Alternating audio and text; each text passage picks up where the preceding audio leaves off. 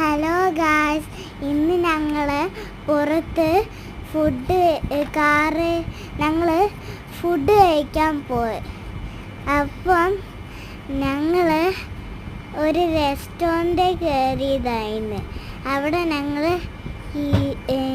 Food കഴിക്കാൻ കയറിയപ്പോൾ എൻ്റെ ചേട്ടനും അമ്മയും എൻ്റെ അപ്പയും പിന്നെ കുഞ്ഞും ഞാനും എല്ലാവരും ഉണ്ടായിരുന്നു. പിന്നെ അപ്പം ചോറ് വന്നപ്പം ബിരിയാണി ആയിരുന്നു. പിന്നെ അച്ചാറ്, ചമ്മന്തി, പിന്നെ ജ്യൂസ്, പിന്നെ തൈര്, ചിക്കൻ അല്ല